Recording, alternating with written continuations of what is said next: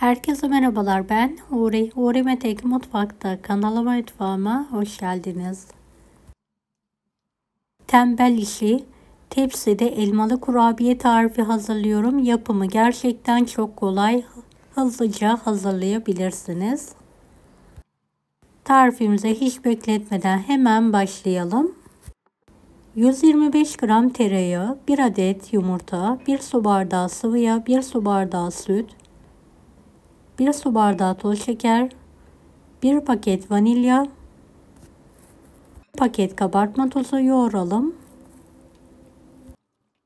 Aldığı kadar unu azar azar ekleyerek yumuşak, ele yapışmayan bir hamur hazırlayalım.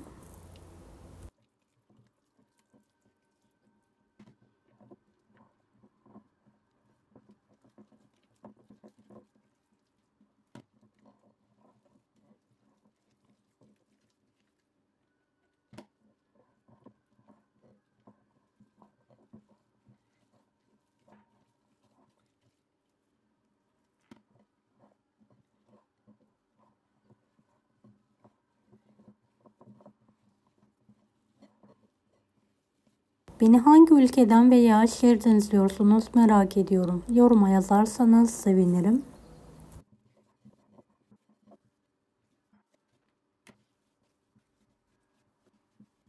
Evet, hamuru tezgah üzerine aldım ve 5 dakika boyunca yoğurmaya devam ediyorum.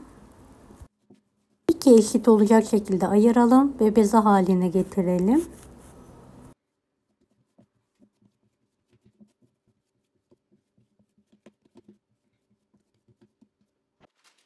Fırın kağıdını üzerine alalım. Fırın tepsisi ebatında açabildiğimiz kadar açarak bezemizi inceltelim.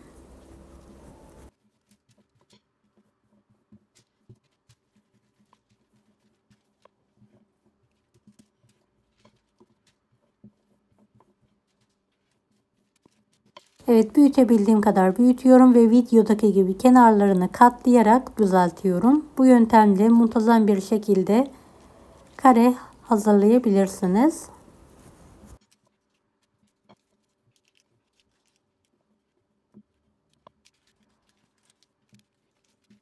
Evet, bu büyüklük yeterli olacaktır. Fırın tepsisinin içine alıyorum.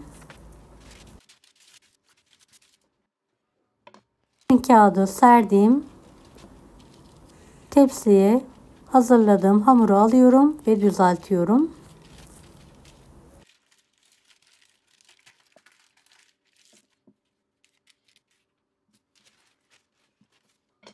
Daha önce buzluğumda elmalı iç harcım vardı.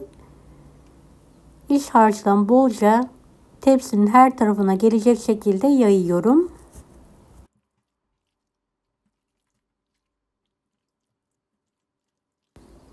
Evet, iç harcının tarifini açıklama kısmından yazılı olarak da ulaşabilirsiniz.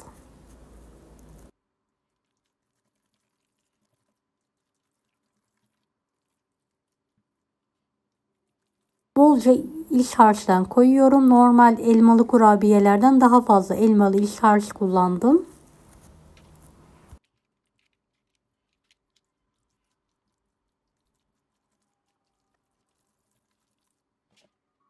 Harcın hepsini tepsiye yaydım. Bir de bayatlamış kurabiyeler vardı. Üzerine serpiyorum. Dilerseniz kurabiye yerine bisküvi kırıntısı da kullanabilirsiniz. İsteğe bağlı.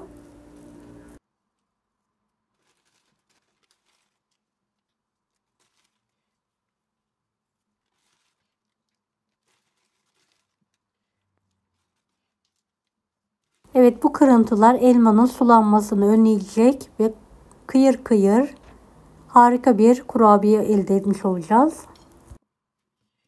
Diğer hamuru da aynı ebatta ve büyüklükte olana kadar açmaya devam ediyorum.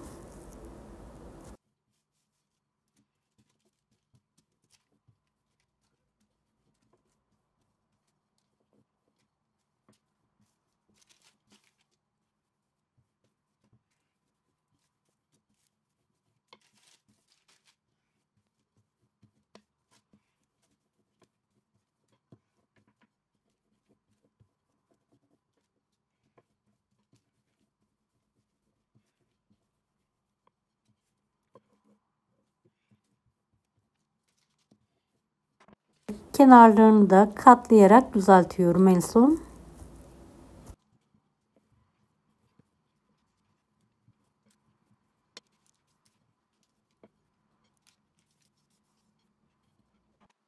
Evet, gördüğünüz gibi hamurum kare haline geldi. Şöyle bir aparatım var. Üzerinden geçerek kesikler atıyorum.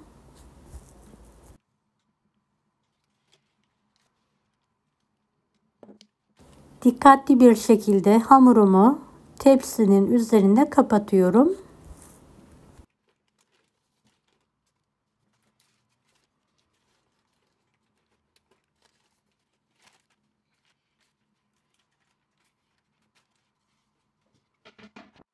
Evet, kağıdı üzerinden alalım.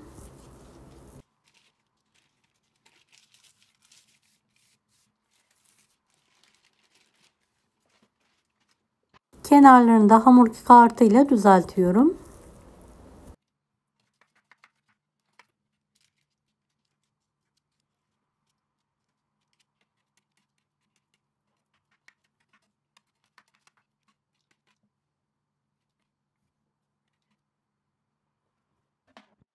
Evet, hamur kesme aparatıyla kurabiyenin üstünü tekrardan kesiyorum.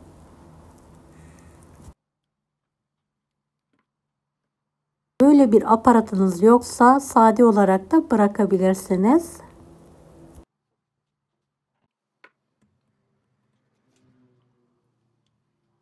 ...170 dereceli fanlı fırında üzeri nar gibi kızarana kadar pişirmeye bırakalım. Evet, fırından hemen çıkartıyorum ve kendi halinde soğumaya bırakıyorum.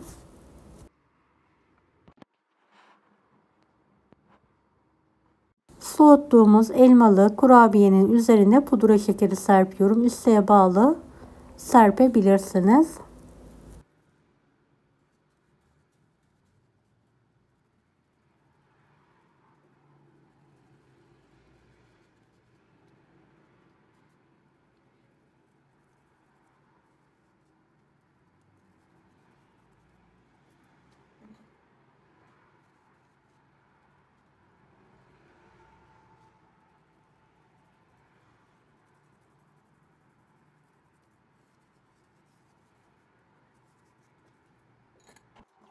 Elmalı kurabiyeyi kare dilimler halinde kesiyorum.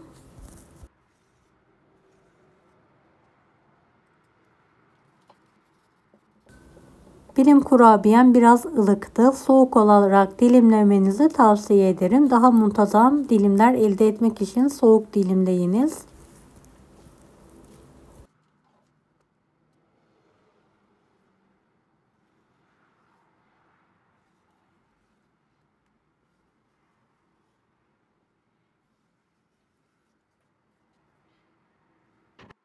Evet, dilimlediğim elmalı kurabiyeyi, turtayı servis tabağına alıyorum.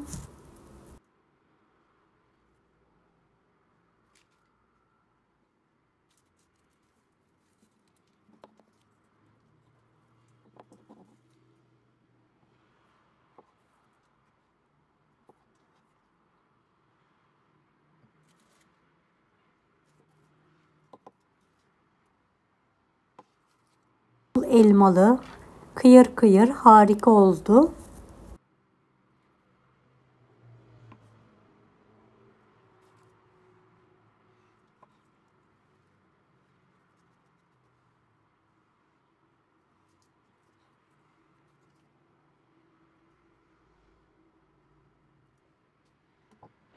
Kalanları da diğer servis tabağına alıyorum.